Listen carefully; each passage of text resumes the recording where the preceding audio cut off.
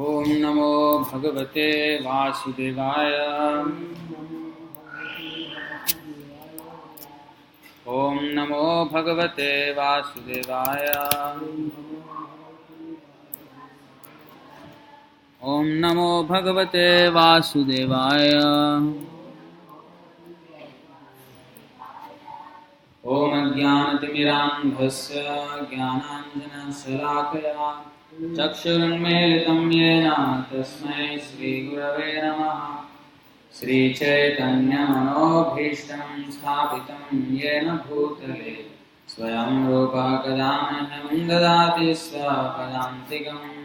वन्देऽहं श्रीगुरो श्रीयुतापदकमलं श्रीगुरुं वैष्णवांश्च श्रीरूपं साग्रजातं सहगणरघुनाथान्वितं तं सजीवं साद्वैतं सावधूतं परिजनसहितं कृष्णचैतन्यदेवं श्रीराधाकृष्णपादान् सहगणललिता श्रीविशाखान्वितांश्च।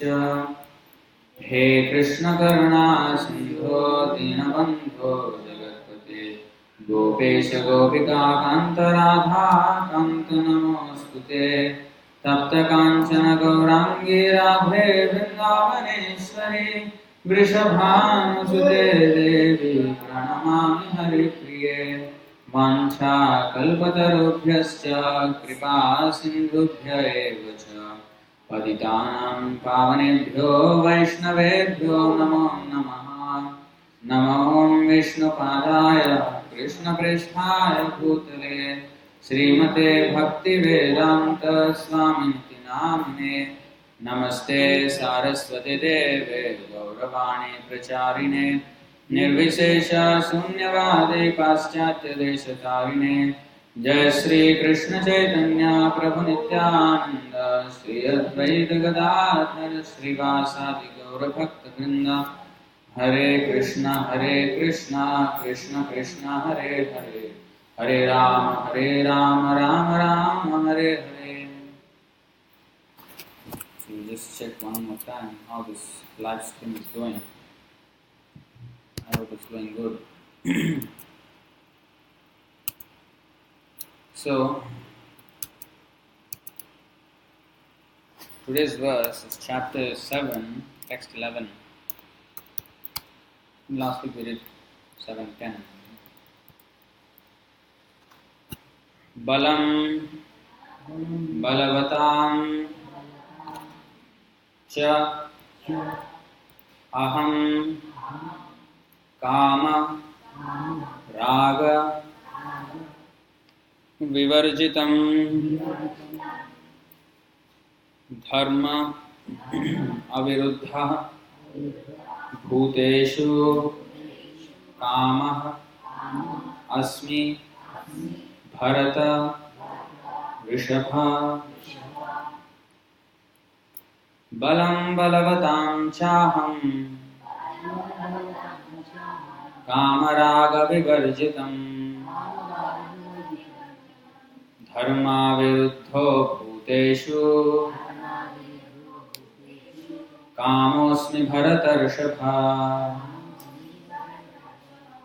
बलं बलवतां चाहं कामरागविवर्जितं धर्माविरुद्धो भूतेषु कामोऽस्मि भरतर्षभा। बलं बलवतां चाहं कामरागविवर्जितं धर्माविरुद्धो भूतेषु कामोऽस्मि भरतर्षभा। Please chant 7:11. 7:11.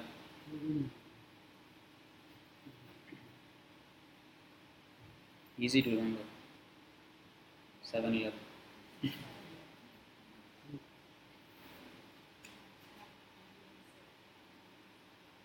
बलं बलवतां चाहं कामरागविवर्जितं धर्माविरुद्धो भूतेषु कामोऽस्मि भरतर्षभ. Mataji.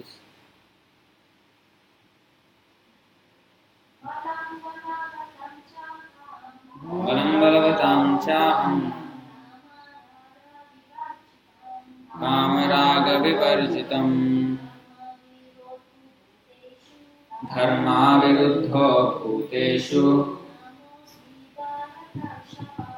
कामोऽस्मि भरतर्षभ.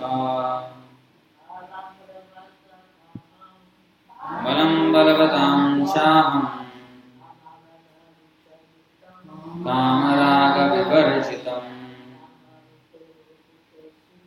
धर्माविरुद्धो भूतेषु कामोऽस्मि भरतर्षभ.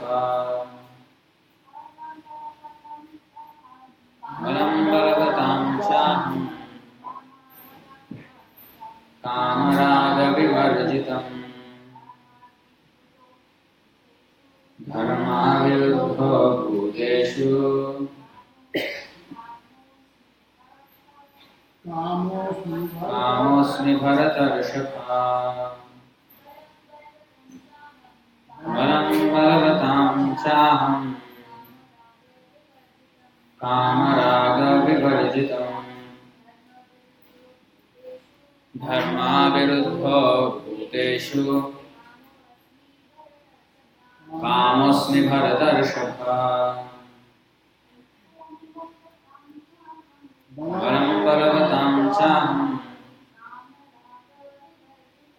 कामरागविवर्जितं धर्माविरुद्धो भूतेषु कामोऽस्मि भरतर्षभ.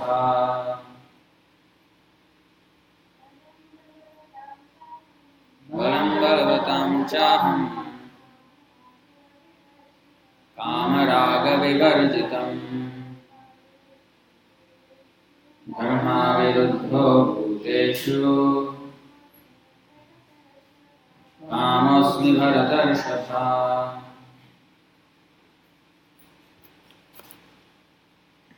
Balam, strength. Balavatam, of the strong. Cha, and. Aham, I am. Kama, passion. Raga, and attachment. Vivarjitam, devoid of. Dharma aviruddha, not against religious principles. Bhuteshu, in all beings. Kama, sex life. Asmi, I am. Bharata Rishabha, O Lord of the Bharatas. Translation and purport by His Divine Grace A.C. Bhaktivedanta Swami Srila Prabhupada. Translation: I am the strength of the strong, devoid of passion and desire. I am sex life which is not contrary to religious principles, O Lord of the Bharatas. Arjuna: I am the strength of the strong, devoid of passion and desire. I am sex life which is not contrary to religious principles, O Lord of the Bharatas. Arjuna. Purport: the strong man's strength should be applied to protect the weak, not for personal aggression. Similarly, sex life, according to religious principles, dharma, should be for the propagation of children, not otherwise. The responsibility of parents is then to make their offspring Krishna conscious. So, here, few important words are there. First thing he's saying, Balam Balavatam Chaham. We have discussed this last 2 weeks also, that when we see something extraordinary in somebody, we should immediately recognize that such a power is invested in that person by Krishna. If Krishna did not give him such strength, he would not have shown whatever talents, not only strength, any talent that we may have. It is all coming from Krishna only, and we are only able to enjoy that the result. But we are unable to create. He has to give us. So therefore, it is important and prudent to notice and also acknowledge that Krishna is the source of all strength. We immediately appreciate somebody who has done something extraordinary. But here Krishna is saying, I am the force behind all the wonderful manifestations. In fact, in the 10th chapter he says many ways, like here he said, I am the strength of the strong, or I am the taste of the water, and the light of the sun, and all this. So finally he explains, in fact he also gives examples, superlative examples in each category. Like he says, I am the shark among the fish, I am the tiger among the wild animals. In this way, he's just trying to give us a hint of his power, because we cannot actually understand the extent of the length and breadth of his influence and power. So from what we can perceive, the superlative of all the experience that we have, if we understand that Krishna is actually it is all Krishna's representation, in this way we begin to remember Krishna. And as we remember Krishna more and more, the more we get purified, and the more we get purified, then the more we understand Krishna. So in the 10th chapter, Krishna says, he many examples he gives like this, superlative examples. Now, at the end he says, Athava bahunaitena kim gyatena tavarjuna vishtabhyaham idam kritsnam ekamshena sthito jagat. See, finally he says this. But what need is there, Arjuna, for all this detailed knowledge? With a single fragment of myself, I pervade and support this entire universe. With a single fragment of himself. This is another important thing we have to remember. This material world is called Ekapad Vibhuti. Ekapad Vibhuti means 1/4 of the energy of Krishna. The Tripad Vibhuti is the spiritual world. So 3/4 of his energy is displayed in the spiritual world. Only 1/4. Whatever wonderful things, the whole, we can only experience the earth, which is like one tiny corner, one speck of dust in the universe. But all of the universe with millions of planets and millions and trillions of such universes, each with millions of planets, is only 1/4 of his display of energies. Ekamshena, sthito jagat. With a single fragment of myself. As if it's like, insignificant. It is insignificant. For us it's a grand arrangement, but for him, he does not even have to be here to make all this happen. See? So that is his power.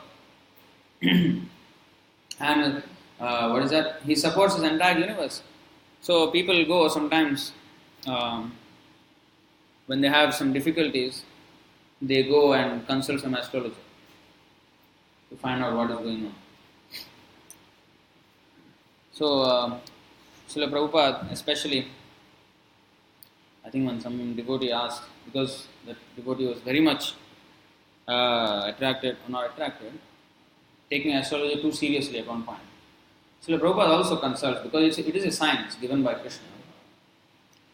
It's like whenever Prabhupada wants to go out for some preaching engagement or travel, suppose the flight time is not at a very auspicious hour, take off, or to go to the airport, if he has to start from the temple at a not very good hour, then what he will do, he used to put his slippers outside the temple first. So at least it's like he already started. Before The time comes, he already puts his and then he goes. Yes, minor things he does, but he does not solely depend on them for all his activities.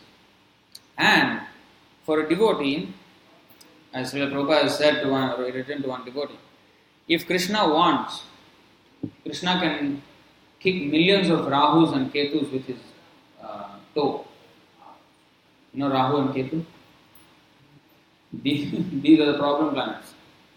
They give all problems. The influence. So, the Rahu and Ketu planets, Krishna can kick millions of Rahus and Ketus with a single flick of his toe.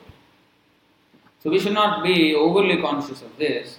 We should understand that whatever planetary influence, it is not that the planets are in control. This is a wrong idea. When people think the planets are in control of our life, it is wrong. It is wrong. Because these planets are actually indications of Krishna's control over us.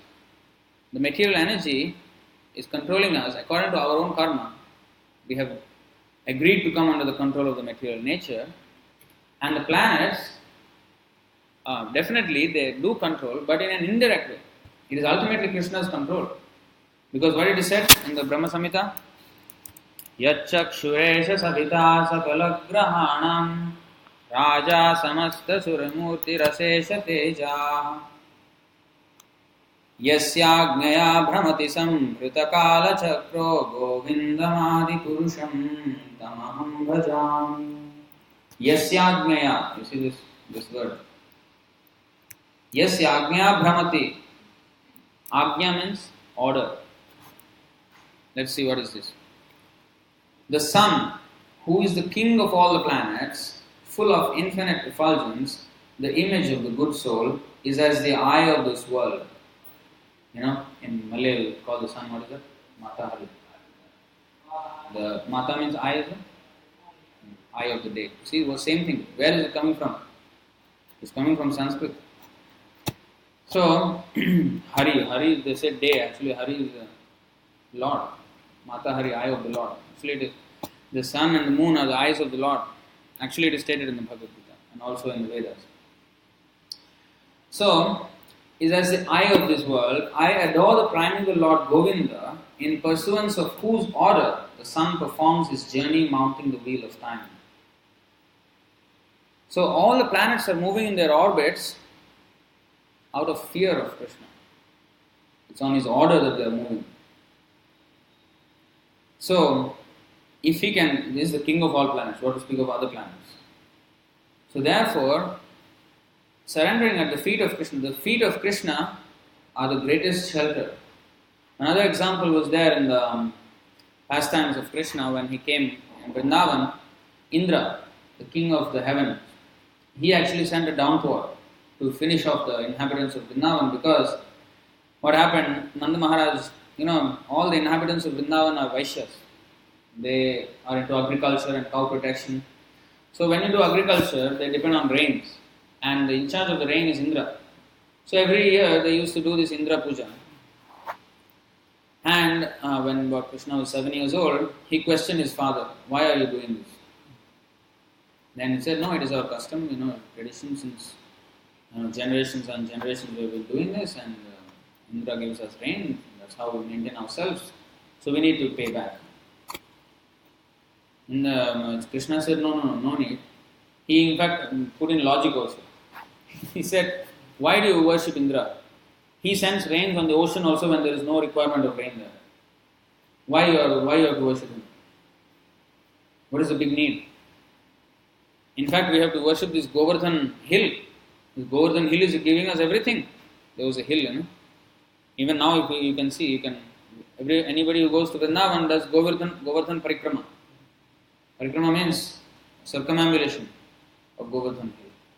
It's very auspicious, 22 kilometers about. So, this hill is giving us everything. The pastures for the cows and the fruits, the trees, the vegetables, everything is coming from this forest. Why you have to worship Indra? Let's worship this Govardhan. And in a childish way, he, through logic and also his childish, innocent way of presentation, he convinced his father, and they did Govardhan Puja. And Indra got very angry.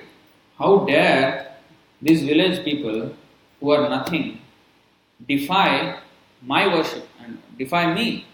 I am giving them and they think who they are and why are they listening to this boy, some kid, and then they are not worshipping me. In this way he became angry, became proud.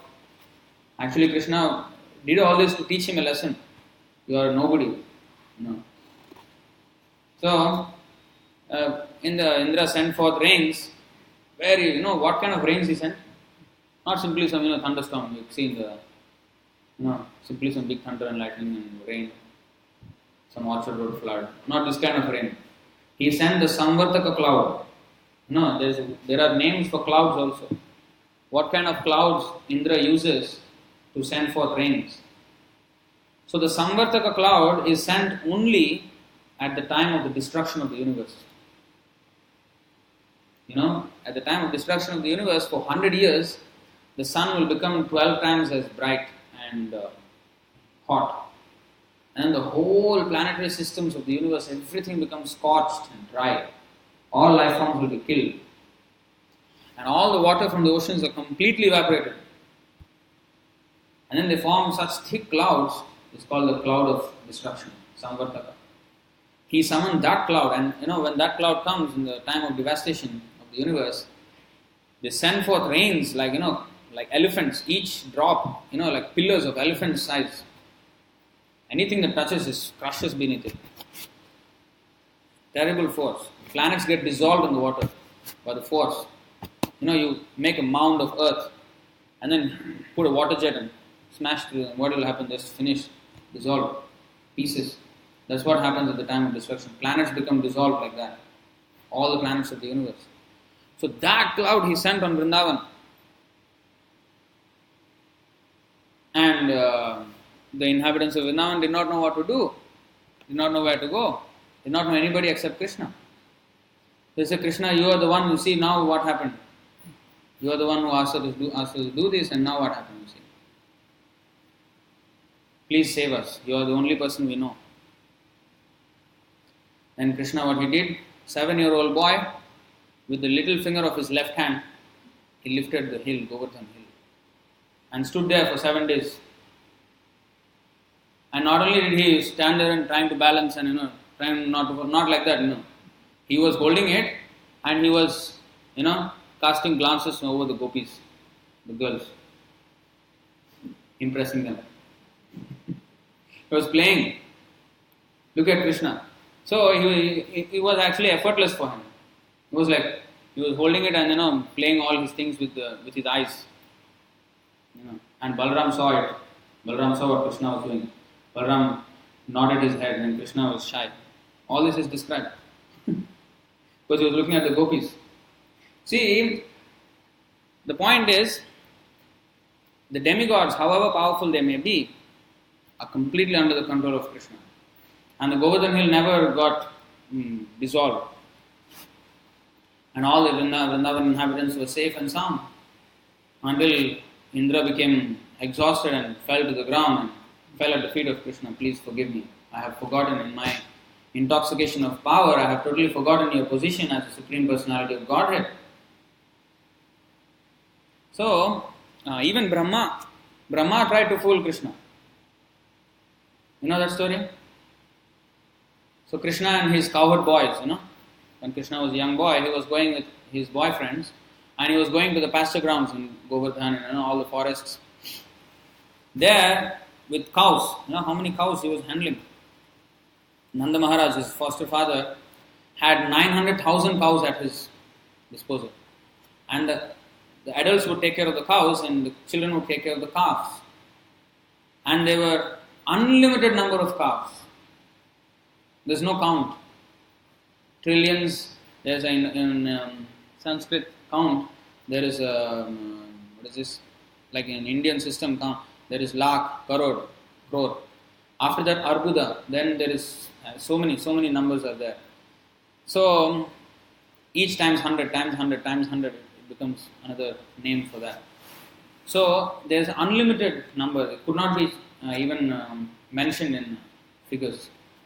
That many calves he was handling, Krishna. And all all those cows, and they were all playing, and the cowherd boys were all playing, together, having lunch together. I think you have seen that picture, Krishna and his friends all having lunch together in the forest. So in this way, Krishna was playing. So Brahma came and saw, who is this boy, having so much influence. So everybody is praising him. Let me test out. So what he did, he made them, they were playing hide and seek, and he hid all of them. He hid all the calves, the boys, everybody, except only Krishna was there. And he put them into sleep, and then he came back to see what Krishna was doing.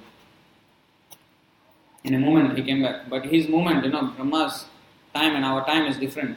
In one moment he came back to see what Krishna was doing, but here on earth 1 year has passed. 1 whole year has passed.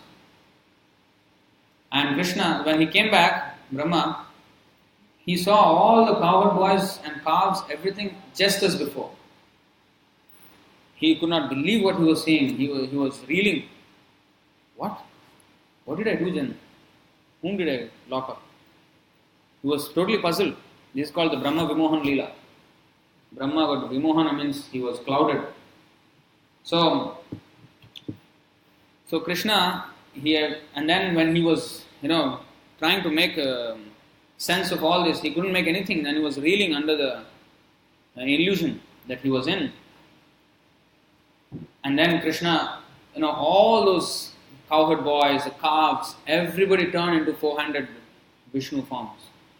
Then Brahma was totally stunned and then fell at the feet of Krishna.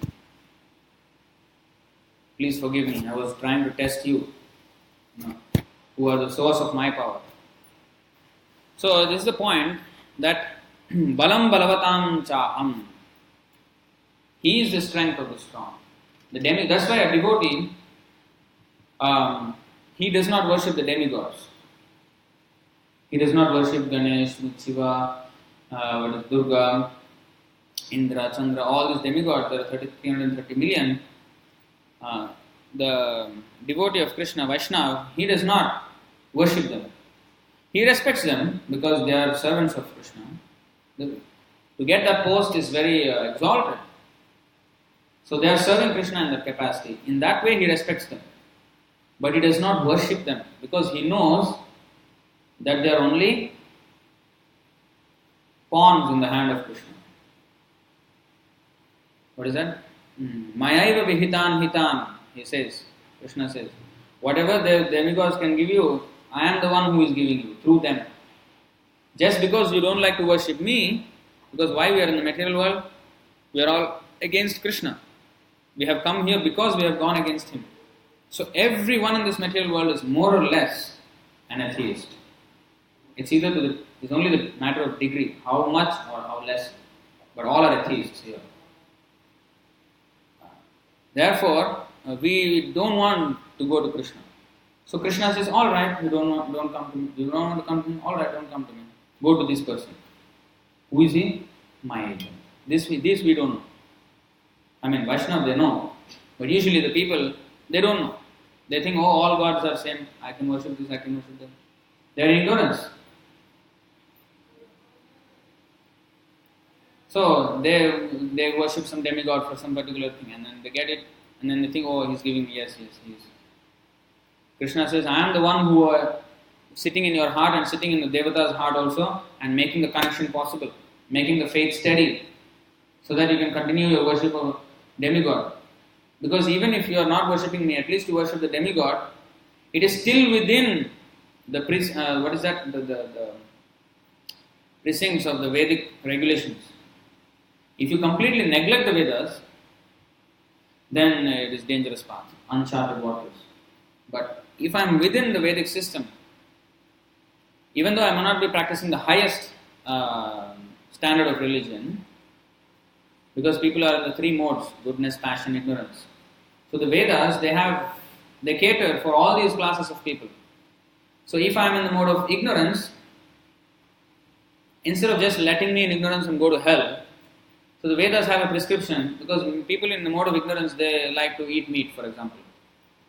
Many other things, but eating meat is one of them. So If I'm interested in eating meat, then instead of just, oh, this guy is a hopeless case, let him go to hell. No, Vedas, Krishna, in the Vedas, what is that? Okay, you want to eat meat. Alright, I know you cannot follow the highest religious system that the Vaishnavas follow. No meat eating, no illicit sex, no gambling, no intoxication. Fine. You follow something which you can follow first at least. What is that? Amavasya. On the dark moon night, you have the meat. You first of all offer it to Kali. Kali is the demigoddess. Durga is another form. So offer it to her. Actually, she will not eat. Because who is she? Another name of Durga is what? Vaishnavi Devi. She is a Vaishnavi, she won't eat this. But she has her ghostly companions who will eat. So anyway, you offer to her a goat only, nothing else, and you can eat that once a month. Finish. And that too you have to say the mantra that no, I am killing you now, so you have to kill me in the next life. After saying that, you can cut the goat and eat. So the idea is to discourage us.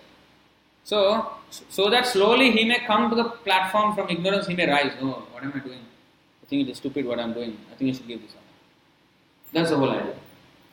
So, for wherever people are, whether in the mode of ignorance or passion or goodness or transcendental, above even goodness, all classes of people are catered for. Krishna is thinking of everyone's welfare. So, demigod worship, he actually instituted in Vedas. There are so much demigod worship also is recommended. But not for the people who have already come above that, to worship Vishnu or Krishna. Those who have come to the mode of Krishna worship, they don't need to follow the road. Just like, although this meat eating once a month is part of the Vedas, and we have to obey the Vedas, it's not that a Vaishnava should also obey it and eat once a month meat. No, that is for those people who are not on this platform, to rise, to let them rise. It's a facility. But if I have come to this stage, I should not follow the lower, I hope you get the point. So, Vaishnavas, they have their own set of regulations. No meat eating, no illicit sex, no gambling, no intoxication, and chanting Hare Krishna. This is the most important. You follow the other four. If you miss the chanting, no use. Waking up in the morning is in the mode of goodness, right? 3 hours before sunrise, that is actually the time you should wake up. Otherwise, we are not human beings, animals. So, the Kolkata train driver, Kolkata is a city in India. The train driver, the railway driver, he also wakes up at 3 a.m. Prabhupada said, he is not in the mode of goodness. Just because he is waking up in the morning, that does not mean, what is he doing waking up? Driving train. That's not goodness. When you actually do, they're just like the party goers, pub, club, all the dancing like rascals. Those people, they will stay up all night. And at about sunrise, they will go to sleep. Because why? They thrive in the mode of ignorance. Nighttime is considered mode of ignorance. But because they are in the mode of ignorance, they wake up at that time. Whereas the sane man sleeps at that time, the insane man will wake up at that time, like a ghost. Mode of ignorance, mode of ghosts, they are more powerful in the night. Why? Because mode of ignorance. So, he also is waking up. The drunkard is also awake at 4 a.m. That does not mean in the mode of goodness. Just to I am awake, that does not mean anything. I must be in the right consciousness, the mind. All these things, why these rules are there? Waking up early. What is the point of all these rules? To control the mind. That is the whole yoga indriya samyama. Mana samyamya machitta. This is the whole idea of yoga. Mana samyamya machitta. Controlling the mind and thinking of Krishna. All other rules are meant for this purpose. Smartavya satatam Vishnur, Vismartavya najatu chit. Always, there are one do and one don't. What is that? Always remember Krishna, never forget Him. All the rules and regulations are meant for this purpose. Not anything else. So if I am following some rule, but that doesn't allow me to remember Krishna, then that rule is a waste. There's no need of being so proud about I'm following. Oh, I also wake up 3 a.m. What do you do? Oh, drive train. What is that? Or they say, I'm a vegetarian. The Indians very common. No, I'm a vegetarian, yes. Of course, many of them eat onion and garlic. Even though sometimes those who don't, there are also families, pious families. So in India, piety is still there. The traces of piety is still there. Going fast, reducing fast, but there are families who still follow. So we are vegetarians, no onion, no garlic. But are you chanting Hare Krishna? What are you doing? No, I'm engrossed in material life. What is the point? So this is called following the rules and regulations but forgetting the aim of following all those things. This is called Niyama Agraha. Technically. Niyama Agraha. Or the other word, Niyama Agraha. Not following enough rules and regulations. Taking it too easy. Taking it too some people say, I don't need to strictly follow. Krishna knows, Krishna is in my heart. He knows my devotion. He knows how difficult position I am in, so he will excuse me. Forget it. Krishna will never excuse. Yes, he knows what is in our heart. What rubbish is in our heart, he knows. So, Krishna consciousness is apratihata. It can be followed in any circumstance, provided there is a saying, where there is a will, there is a way. If there is no will, yes, there will be no way. Even you have the biggest facility, this complaint, that complaint. But those there is a will, even nothing, even I am in hell, and still, yes. Chaitanya Mahaprabhu says, it doesn't matter even if I am born in this material world again and again. But please give me your service. Does not say, material world is a very bad place, take me to the spiritual world, then go to spiritual, complain there. Temple is also spiritual world, no? Some people come, some people come like this. They come, a temple also full in Maya, everybody, all devotees in Maya. One man was saying like that to Prabhupada, there was a lecture going on. And Prabhupada, question and answer session, after the lecture. So that he asked, Prabhupada, but the temple devotees are also in Maya. Temple also there is Maya, full of Maya. Then Prabhupada asked him, okay, you tell me where there is no Maya, we'll go there. Come, where? Then Prabhupada clarified, temple is not in Maya, devotees are not in Maya. Because you are in Maya, you think everybody else is in Maya also. If I put on some sunglasses or rose tinted glasses, I see the whole world as pink. That doesn't mean the whole world became pink. I am seeing through those glasses. My conditioning. It's not the reality. So similarly, we are making false notions, false speculations, prejudice based on our conditioning. So this is wrong. So everything is under Krishna's control. Balam balavatam chaham. And then kama raga vivarjitam. Devoid of passion and desire. Especially that strength where it is devoid of kama and raga. This is very important. Prabhupada also mentioned that a devotee has also desires, but they are raga vivarjitam. They are without attachment. Kama, but raga vivarjitam. What is that?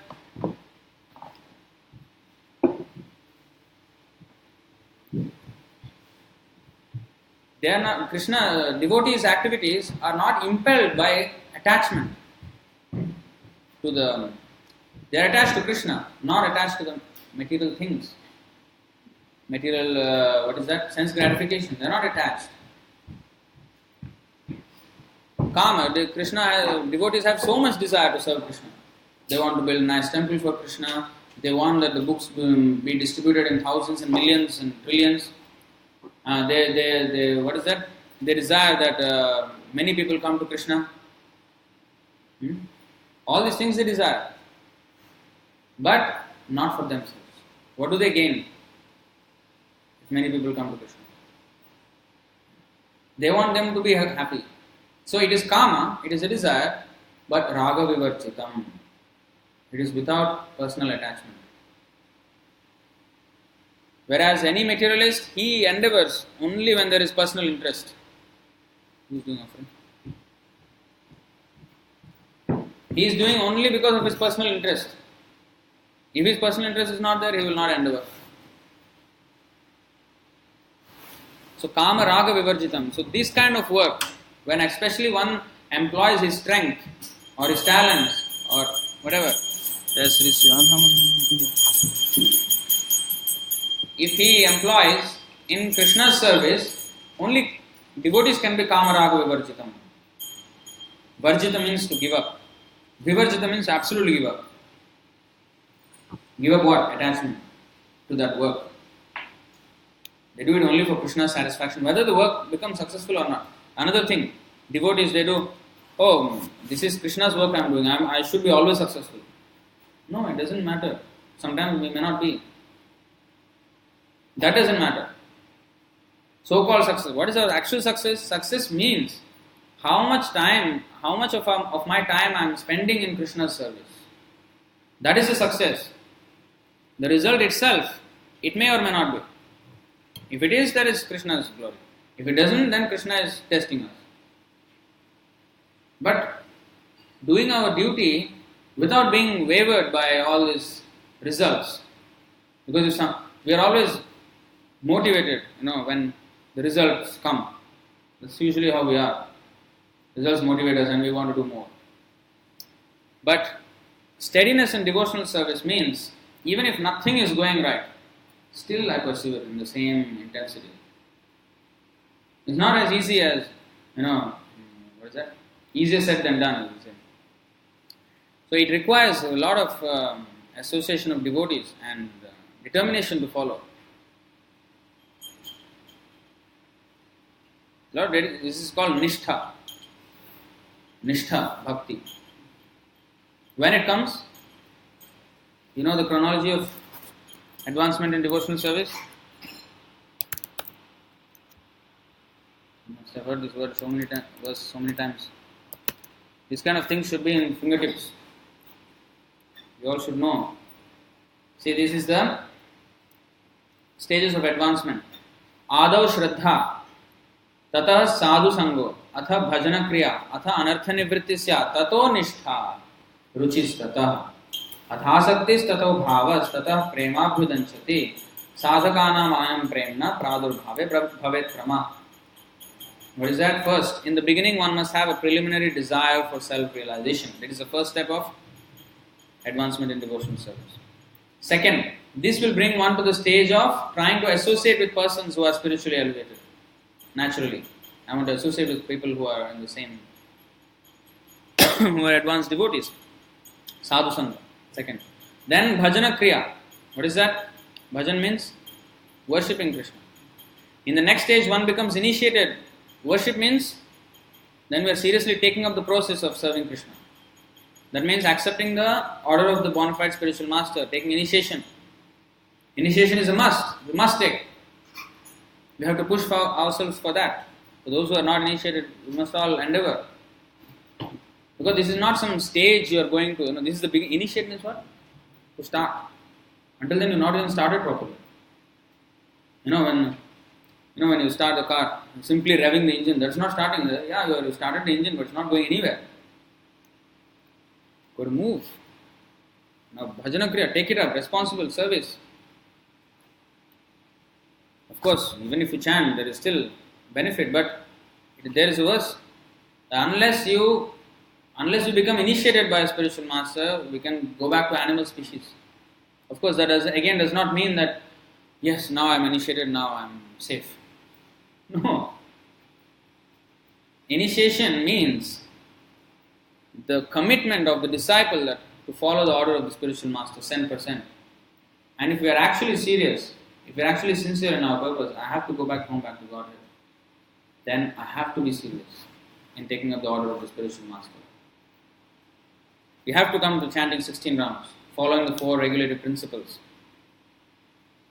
These are must. And under his instruction, the neophyte devotee begins the process of devotional service. So, Ādau Shraddha, preliminary faith, association with devotees, and then begins the process of devotional service, bhajana kriya. Then what happens? By execution of devotional service under the guidance of spiritual master, one becomes free from all material attachment. Once we start devotional service, then we become free from our material attachment. Anartha. What is our material attachments?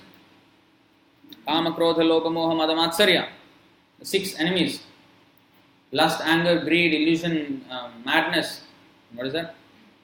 What have we missed? Kama, krodha, lobha, moha, illusion, matsarya, envy, and then madness. So, these 6 things are the enemies. We have to give these up. So, once we start devotional service, then the devotees will check us. Oh, we should not do like this. Yes, we should do like this. So, in this way, we are corrected. And then anartha nivritti, all our bad things will go. And as we become more and more purified, automatically bad things will go. All these bad influences. Anartha. Anartha means unwanted. They are actually not necessary. We have gathered them over the course of time immemorial, as long as we have been in this material world. Then attains steadiness in self-realization. This steadiness is what we are talking about. What is this steadiness? Krishna explains this in the... Okay, we'll just briefly will go through this verse before we go there. Acquires steadiness in self-realization and acquires a taste for hearing about the absolute personality of Godhead Sri Krishna. If I do not have a taste for hearing about Krishna, that means I should know. This is how we should diagnose ourselves. We should be having the self-diagnosis process. How to diagnose ourselves. Bhaktivinoda Thakur said, great Acharya, the bead bag is our thermometer, spiritual thermometer. When you have fever, you put a thermometer and check how the temperature. Oh, that is the index where I am having fever. Similarly, the bead bag is a thermometer. When I am holding the bead bag, where the mind is going, I should diagnose. Or if I am restless, if I am not concentrating, if I am thinking this and this wild horse, then I am in a diseased condition, totally diseased condition. Then, this is another diagnosis, point of diagnosis. What is that? If I am not interested in reading Prabhupada's books, if I am not interested to sit in the class, if I am not interested to hear about Krishna, I am in a diseased condition. So we must check ourselves. How much am I eager to hear? Srila Prabhupada, when he only met his spiritual master maybe 10 times in his life, not more than that. That's all. But each time he came, he was hearing with rapt attention.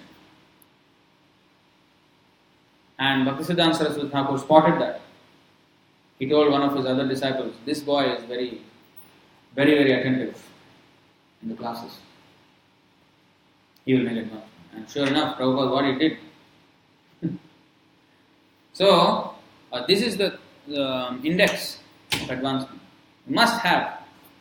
Then, this taste leads to one further forward to attachment for Krishna consciousness.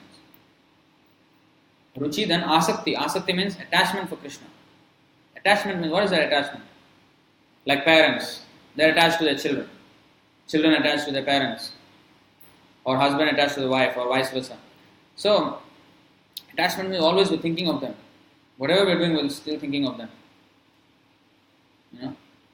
That is attachment. The Acharyas, they gave this example. I don't know which Acharya exactly gave this example. I think Jiva Goswami, if I'm not wrong. Prabhupada always quoted this example. That in the material world, when a woman has a husband, but she likes some other man. Now she is doing everything in the house properly, but she's always thinking how to go and meet that man. So although she is doing everything properly, but her mind is wrapped in thought about that other person. This is condemned in the material world. It is nonsense. But the example can be taken, and gopis actually worship Krishna like this. So if that other man is Krishna, then you are lucky. The other man and the husband, if it is Krishna, yes, then you're right. Otherwise it's wrong. So the gopis, they went for the Krishna. Therefore they were Ramya Kashadupasana Vrajavadhu Kalpita. Chaitanya Mahaprabhu said, there is no better worshippers of Krishna than the gopis. And he was so strict with his religious principles, he would never allow any illicit sex. You know Chota Haridas? You know this episode of Chota Haridas?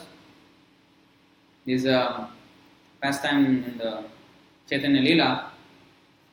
So Chaitanya Mahaprabhu, there is two Haridas. One is the Haridas Thakur who chants 192 rounds every day. And there is another junior Haridas. His name Haridas but much younger. He was called Chota Haridas. Chota means younger, young Haridas. Small Haridas. So, or junior. So he was a young man, and Chaitanya Mahaprabhu asked him to bring some rice, something. I forgot the exact thing. When he went and came back, Chaitanya Mahaprabhu said, I don't want to see him anymore. Don't bring this man anymore to me. Then Chota Haridas was totally heartbroken. All the devotees were heartbroken. What happened? No. Being a sannyasi, he was a sannyasi, became a sannyasi very young. And being a sannyasi, he saw lustily at a woman. He just saw. He found some woman attractive. While he was going to get that rice, on his way he saw some woman and he got attracted. Just saw, looked at that woman. Finished. Chaitanya Mahaprabhu did not even want to see him. And the devotees pleaded with him, please accept him. He understands his mistake and don't punish him so hard. But Chaitanya Mahaprabhu said no. Then what Chota Haridas did, Chota Haridas' heart was totally broken. And he wanted to commit suicide. If I cannot see Chaitanya Mahaprabhu, I will tie, this is how in India they used to commit suicide. They used to tie a rock to their feet and ask the boatman to take them into the river or somewhere, in the deep waters, and then throw them there. And there's no chance of even coming back. So he did that. He drowned himself. And when the devotees came and informed Chaitanya Mahaprabhu that he committed suicide because he could not see you, Chaitanya Mahaprabhu said, that's very good. That's what a sannyasi should do if he falls down. Still he was not moved. So hard. Just shows us how much it is important. That is the next point. Dharma viruddho kamosmi. He had many householder devotees. Chaitanya Mahaprabhu had many. Srivas, Gadadhar, Srivas, Nityananda, all were householders. Sivananda Sena, all big devotees, all householders. Ramananda Rai, Sarvabhauma Bhattacharya, all householders. He never, he was not against sex. He was against illicit sex. Illicit sex even to the point of looking at another woman. How much is this important? Why? Because there is a nice verse.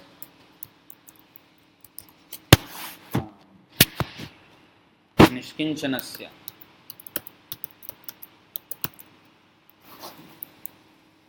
Nishkinchanasya bhagavad bhajanonmukhasya param param jigamishor bhavasagarasya sandarshanam vishayinam atayoshitamcha hahanta hanta rishabhakshanatopya sadhu. See, what is that?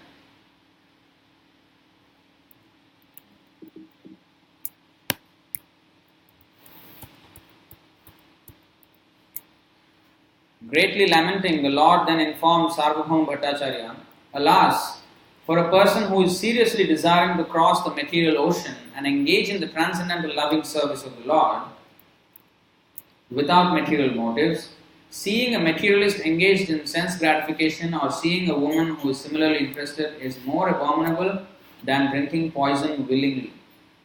Drinking poison willingly is a condemned act. It is looking at a woman lustily is even more condemned. Or looking at materialists. Materialists means what? They are Yoshit Sangi Sangha. Either they are associates of women or they are associates of women. Both are bad. When one is just, his whole life is just how to enjoy women, he is a condemned person.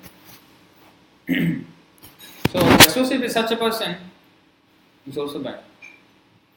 Asat sanga tyaga e vaishnavachar, stri sangi eka sadhu krishna bhakta ar. Devotee should relinquish the company of asadhus or non-devotees. And who is non-devotee? Or who is non-devotee? What is that? Asat sanga. Asat sanga means bad association. Yes. So bad association. What is bad association? Stri sangi ek asadhu. One asadhu is, sadhu means good. Sadhu who is following Krishna, he is good. Bad means stri sangi. He is a asadhu. And Krishna bhakta are. The next one is two kinds of bad people. One is non-devotee of Krishna. One is a women hunter. Two people are absolutely condemned. Don't associate. So, this was how strict he was about illicit sex. But he said, the gopis who worship Krishna, gopis' love for Krishna was, what is that? Parakiya ras. Parakiya ras. Parakiya ras means what? Okay, there are 5 relationships. One can serve the Lord as in the Shantaras. That means appreciating the greatness of the Lord. That is called Shantaras. Next is Dasaras, where I actually actively engage in the service of the Lord. Instead of, one is appreciating the greatness. Okay, if he is great, then I am small, he is great, so I must serve him. So Dasaras, I am a servant of whatever the Lord says, it's my command. His wish is my command. That's the Dasaras. Then there is Sakhyaras. Like Hanuman, he was in Dasaras. Whatever Ram said, Hanuman would carry out. Ram Duta Hanuman. Dut means servant. He never challenged Ram. Or he never joked with Ram. No. He just, whatever Ram said, yes. There is a Dasaras. Krishna's sons in Dwaraka also were in that ras. They always, when they were so much respectful to their father, Krishna, that whenever Krishna comes, they just stand like this. And you know how capable they were. They were capable of, each one of his sons were capable of devastating the whole host of demigods. So powerful. When Krishna came, they just like this, out of utter obedience. And this is Dasaras. Then there is Sakhyaras, like Arjuna. Like Krishna's friends in Vrindavan, the boys, cowherd boys. So they joke with Krishna. Sakhyaras. They have gotten too intimate with Krishna. There is very intimate relationship. They forget that Krishna is God. In that mood, they love him. That Krishna also wants to reciprocate like that. Because if everybody is just officially, offering prayers to him, he wants somebody to joke around with.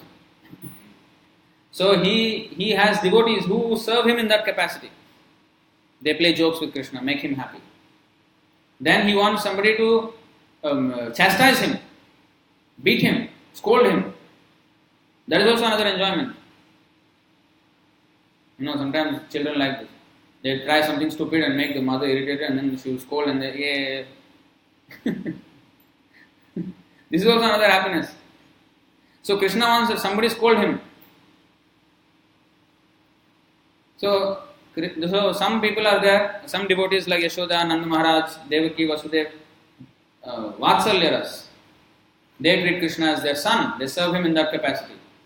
But all of them are serving him. They want Krishna to be happy. If Krishna wants some jokes to be played, they will play jokes on him. If he wants to be scolded, they will scold him. And then there is Madhurya Ras, conjugal love. Krishna. So in this conjugal love, Madhurya Ras, that means woman. So these two kind of conjugal love, Swakiya Rasa and Parakiya Rasa. Swakiya Madhurya Ras, Parakiya. This is divided into two. One is between the husband and wife. Husband and wife, like Rukmini Krishna, Lakshmi Narayan, Sita Ram, like that. So that is way to worship Krishna. And another Radharani. Radharani and the gopis, they were not officially married to Krishna. Official. Actually, they are always one. Radha Krishna Pranaya Vikritir Haladini Saktir Asmat Ekatmanavapi Bhuvipura Deha Bhedav Gatautau. Show you that verse.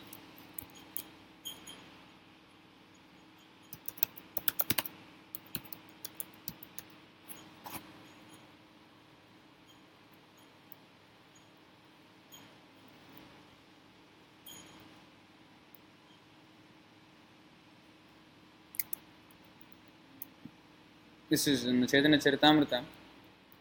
See, Chaitanyakhyam prakatam adhuna tadvayam chaikyamaptam radha bhava dyuti subalitam naumi Krishna swarupam. The loving affairs of Sri Radha and Krishna are transcendental manifestations of the Lord's internal pleasure-giving potency. They are not Maya, Although Radha and Krishna are one in their identity, previously they separated themselves. Now these two transcendental identities have again united in the form of Sri Krishna Chaitanya. I bow down to him who has manifested himself with the sentiment and complexion of Srimati Radharani, although he is Krishna himself. See this?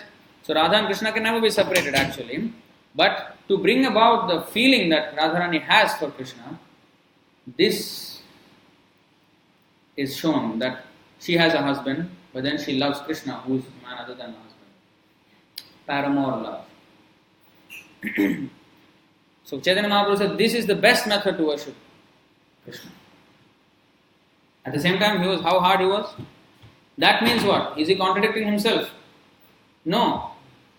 These two things are totally different. Like iron and gold. Totally different. Cannot be compared. So, but when we are in this material world, we have to conduct ourselves, I cannot imitate. Oh, Krishna, yes, I am also like Gopi. like there was, Prabhupada said this example, that, some people, they pose as if they are great devotees. They chant Hare Krishna and tears are coming out, all acting only, simply acting, and then after some time smoke bidi. Bidi is cigarette, crude form of cigarette. In Bengal, you will find this kind of people many. So, they have illicit connection with women. They chant Radhe and then they, forget themselves of crying. But actually he is thinking of the Radha, the neighbor, that woman. What is the point? Because in India, many people have, name. He was thinking of that Radha, not the Radha Krishna. So what is the point? Doing, what is that? Arati. Arati is a girl's name, right?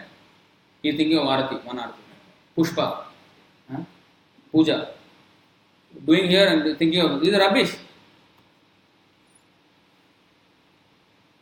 So we should not distract ourselves by all these things. So dharma aviruddha kamosmi. What is that? Krishna is saying this is a very, very important point. Dharma aviruddha. Sex life against, that is not against religious principles, that is a representation of Krishna. So he is not negating anything. Krishna is not suggesting something impractical. He is not saying don't eat, don't sleep, don't have sex, don't do anything. No, do, but according to what is prescribed in the dharma. Otherwise, it's the same. Sex life is either husband or between husband and wife, or between, without any contract of marriage, it is the same. And still can produce children. But there is a control. Why this is good, that is bad? Because it is in the order of Krishna. By that, actually the whole thing is to become obedient to Krishna. That's the whole idea. So Krishna, what is the first word in the universe? You know what the first word was in this whole universe?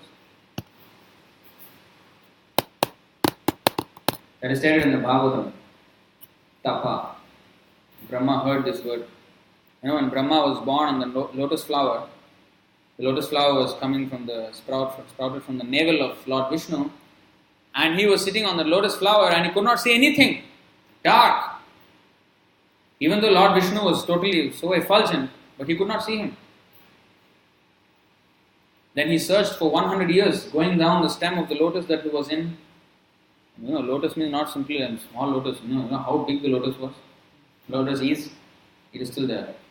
All the planets that we see, all that of space that we see is within the stem of the lotus. Whole thing is within the stem of the lotus. The whole planets, everything is moving within that stem. That is the lotus he was sitting on. The whole stem, and on the top, the lotus flower, and on top of the lotus flower he is sitting. And he came down and was searching and searching. Everything was dark. Remember, there was no sun. No creation was made. He was the only sole living entity in the universe. Of course, Vishnu was there, but he couldn't see him. And for 100 years he went down and down and down. He couldn't find anything. And then for 100 years he came back to he was frightened where it was going, the tunnel. Then finally he did not know what to do. Then he heard the word tapa.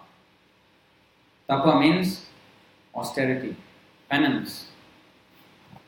Then Brahma sat down.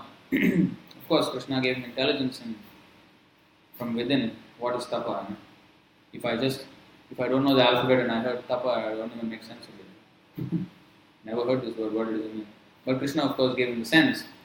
So he gave he did that austerity for 100 years of the demigods. Then he could see the Lord. And then he could see that he was lying down. And how the lotus flower stemmed from him. Everything you could see. So, why I pointed out to this? Because this is the most important. That's why it was the first word in the universe. Penance. And human life is meant for penance. Penance means to obey the order of Krishna. That is why it is said, Ādau Gurvāshrayam. How to obey Krishna now? Oh, Krishna is not talking to me. That means he is asking me to do anything and everything alike. You may come to this conclusion. That's why you must accept spiritual master. You must accept spiritual master. Ādau Gurvāshrayam. Why? Voluntarily put ourselves under the control. Don't be independent. Independence means we are asking for trouble. Suppose I am going on the road. I think, this is rubbish, so many traffic lights, so many rules, and every time I do something I get a fine. And, If I say like this, and I want a road without rules. If I do that, what will happen? I don't think I will last one more day driving. Right? Suppose there is a junction and there is no red light, green light, no traffic lights.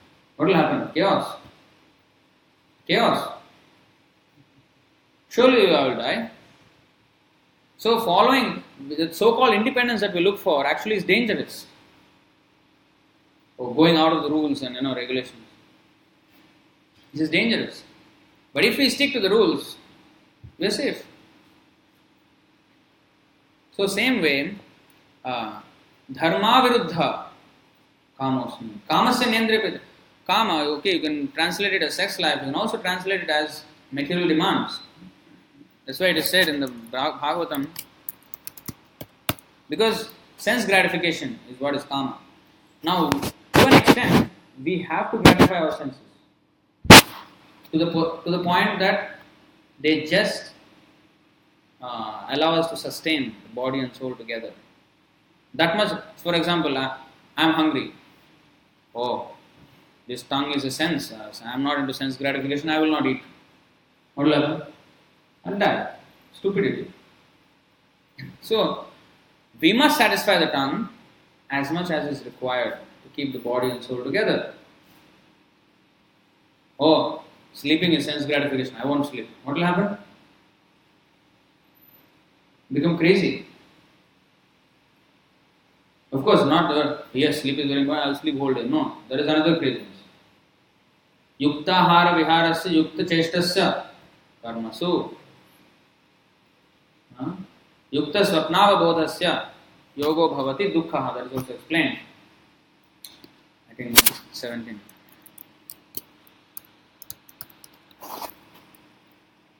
Yeah.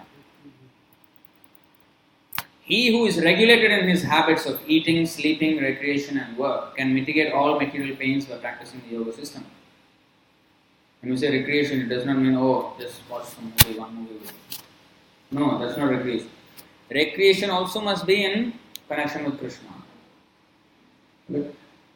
What is recreation? If I have done too much service, let me enjoy some senses. And while I am enjoying my senses, if I die, what will happen? What is my last thought? So recreation does not mean, for a break, take a break from Krishna. Just enjoy something else. Not that. Recreation also with Krishna only. So, just like you are doing some, come and learn some instrument, maybe mridanga or harmonium. That is another form of recreation. Or do something for Krishna, like we are going to have a Jhulan Yatra. So we need to create some decoration and all. This is another So there are so many ways that we can recreate with Krishna consciousness. Like Prabhupada used to take a walk. That is recreation. But in walking, what is doing? Talking with his disciples, instructing them about Krishna, giving them new insights, how to apply Krishna philosophy in every part of our life, every aspect of our life. He is teaching, if you see, morning walks. Have you heard of this? Prabhupada's morning walks. Recordings, morning walk recordings. Prabhupada speaking to his disciples or some guests or something. So he was recreating, yes, but what he was doing? Krishna. Everything we have to do. Krishna, that is Krishna consciousness. Be conscious of Krishna all the time. The Prabhupada gave this example. In India, the women, in the village especially, they are expert. They go to the river, they fill the whole pot with water and they put on their head and then they walk back like that. Not they're holding the pot all the time, just pot is there but there. And then they talk and joke and everything they do. They walk all the way back, but the pot doesn't fall down. That means what? They're always conscious of the pot, although they were doing so many other things. Prabhupada said this is how you have to be Krishna conscious. Whatever we are doing, we should always be conscious of Krishna. It is not possible in the beginning, yes, but that's what we should strive for. Ask for Krishna, ask Prabhupada for giving us the strength that please help me remember Krishna. As long as we are engaged in Krishna's service, it is easier to remember Krishna. That's why we must always, if we are doing something else, as much we associate with Maya, then our desires also will become diverted like that. Therefore, I have to keep association with devotees regularly, constantly. Then I will be able to think in the right way. We have to safeguard we have to fence our devotional creeper. We cannot allow it to be attacked by anything. So it's very important. So yoga indriya samyama, we have to control ourselves. Dharma aviruddha kamoshmi bharatarshava. Everything that we do, we should do with the sanction of Krishna, according to the religious principles. How to apply those religious principles in the current time and circumstance from the spiritual master, we will know that. So this is the way how we keep ourselves under control. Goswami means one who has controlled his senses. But if we have not yet become a Goswami, we have to allow ourselves to be controlled by the Guru, who is a Goswami. Not that, yes, Prabhu, I cannot control my senses, what to do. No, what to do. Adav Gurvashrayam. Yes, I cannot control. What is discipline means? Discipline means, disciple means discipline. That's how the root word came from that. Disciple means discipline. Sishya means disciple. Sashan means chastisement. Guru will chastise, don't do like this, don't do like that. This is to control us. This is important. So we have to come under the control. If we try to defy this control, no, there's too much rules and regulations, I will go out of this. Then where are you? Still under the rules and regulations of nature, where the mercy of nature. Can I say, When death comes, can I say, I defy? What can I defy? I cannot defy. I have to obey. So either way I am obeying. I have to obey. If I defy this, I have to obey that. Like, outlaw. What is an outlaw? He tries to defy the law. But actually where he ends up? He ends up under criminal law. He was under civil law. He wanted to defy that. Then he entered criminal law. So either way, an outlaw does not mean out of the law. No, he is still within the law. But another department of the law. So same way, we cannot be out of being obedient. No, we have to obey. The force of nature. We say what? Nature's call. Go to the toilet. Nature is calling. We cannot obey. We cannot disobey. This is called obedience. We are forced to obey. Nature's call. Death is also nature's call. Everything is nature's call. What is that? Nahi kaschit kshanamapi jatu tishtatya karma krit karyate hi avasham karma prakriti jaya gunai. The three modes of material nature. The material nature is forcing us to act. We are forcibly obeying them. So instead of that, to come out of that, we have to accept another force, another authority. And that should be the spiritual master of Krishna.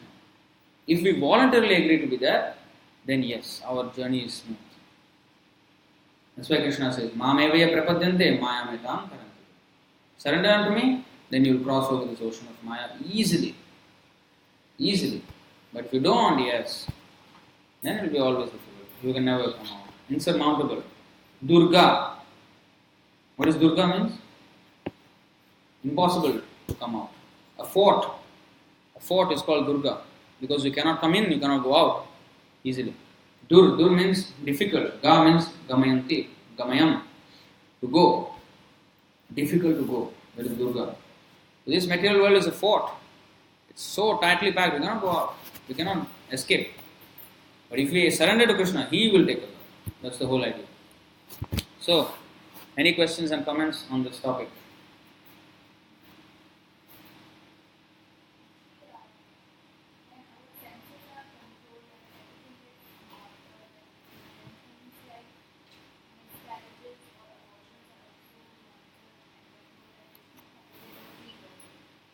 No, if it is a miscarriage, that is Krishna's, is under Krishna's control. But if it is a voluntary abortion, that is rubbish. I am responsible for it. That is very, very simple. Then I will be responsible. But if it is by, circumstances that happen, then that is a different thing. That's Krishna's. That is also within Krishna's control. Nothing is out of His control.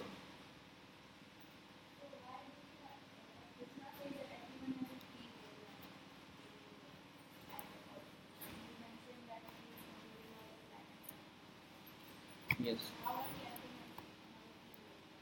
No, our free will is that we can choose between obeying Krishna or disobeying Him. Whatever may be the circumstance, if the choice, that is in my control. Whether I want to serve Krishna or I don't want to serve Him. That is only the free will we have. No other free will we have. Misuse of free will, then we will be implicated. If we use that, suppose even if I am in reversal, in my life, I am facing a reversal. If I am still with Krishna, doing whatever Krishna, chanting Krishna's name and doing devotional service, I can still do it. But if I get unnecessarily disturbed by this, that's why Krishna says, Matra sparshāstu kamte. Tolerate, whatever is happening, tolerate and continue your devotional service. That thing we can do, that choice we have. Either excessively react to the situation or tolerate it and continue with our devotional service. That much free will we have.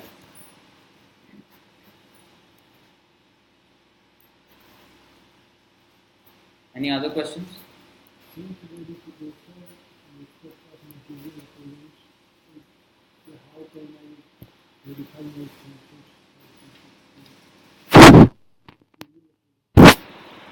How can I what? Gratify? Sense gratification in respect of material. I did not understand the question very well. Are you saying that if there is so much opulence, how can I control my senses? Is that? What is gratification by that? Sorry? Gratification by that. How can it gratify this body When I have opulence. material? So, when one has opulence, so much opulence, how to conduct sense gratification? So, either I'm a rich man or a poor man, I can only eat this much. Whatever I can eat only that much. So, as much as is required for my maintenance, I must use it.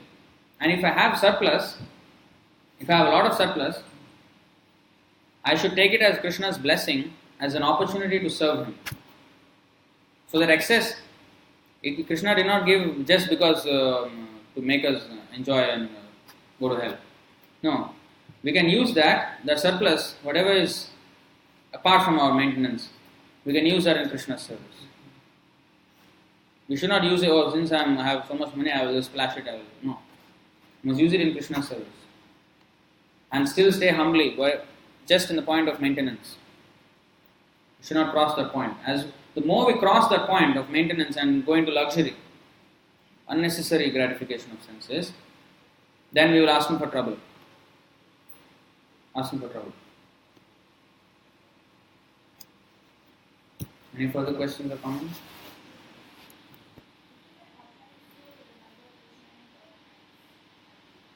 Sorry? In tough times. While chanting Hare Krishna, is it an offense to remember about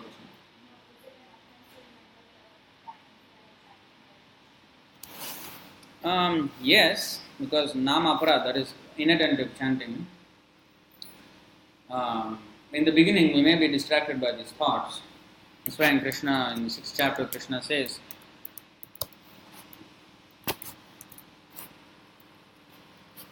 see this, yato nischalati manas chanchalam asthiram tatastato niyamya itat atmanyeva vasham nayet. From wherever the mind wanders due to its flickering and unsteady nature, one must certainly withdraw it and bring it back under the control of the self. So, when chanting, the mind will go here and there, wanders, but then we have to focus back again on the chanting in the name of Krishna.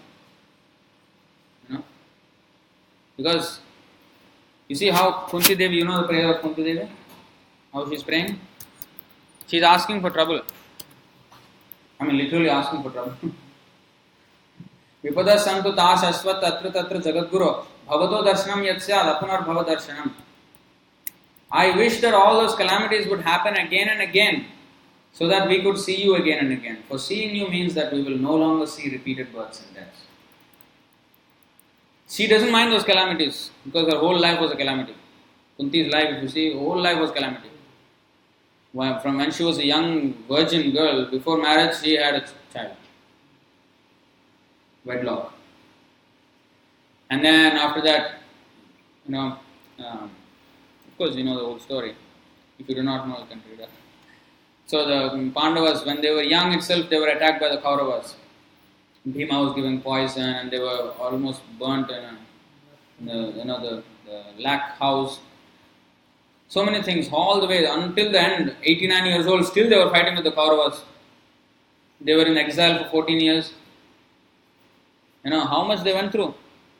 Pandu died, father died, Dhritarashtra took over, and then his son Duryodhan was a totally insane person, and they had to put up with him. They sent him to exile in the forest, and not only exile for 14 years, the last year they cannot be, if they are found, then they have to again go another 14 years exile. So the last year they had to be incognito. They should not be. So the last year the Kauravas were looking for them. Where? And they were in disguise. They could not find them. So they had to. So many things they had to do.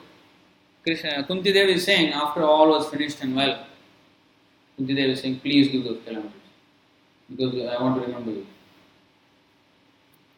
So instead of remembering tough times when you're chanting Hare Krishna, if in the tough times you can remember Krishna, that is better.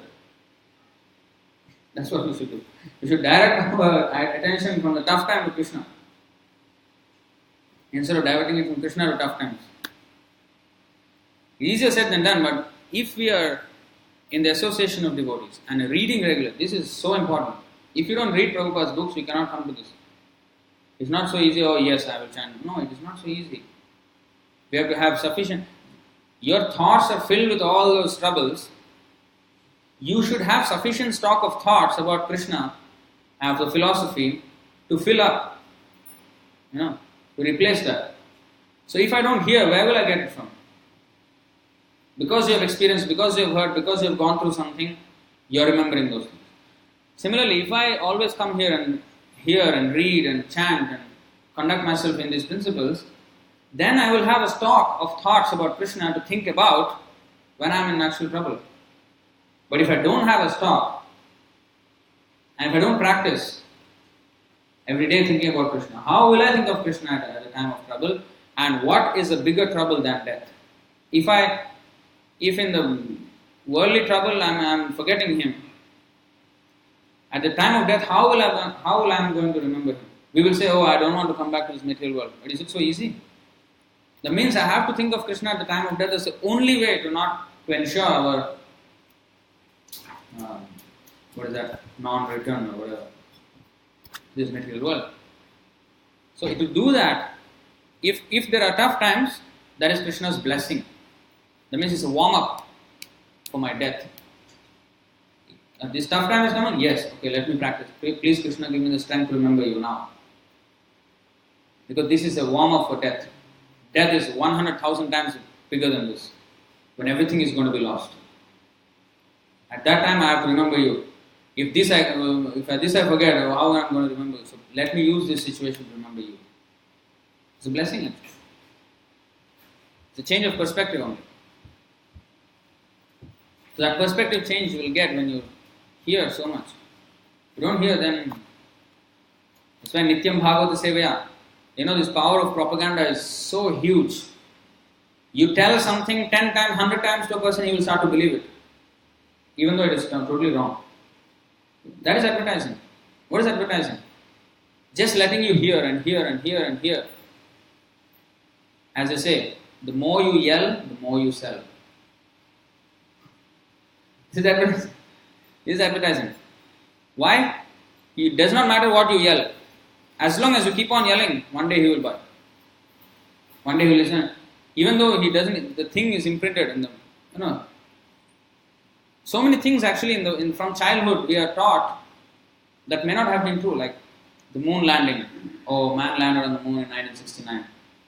If somebody tells you man did not land on the moon in 1969, you think it's a joke. But actually man did not land on the moon in 1969. But because we are conditioned, because we have heard it so many times, we think it is true. This is the power of hearing.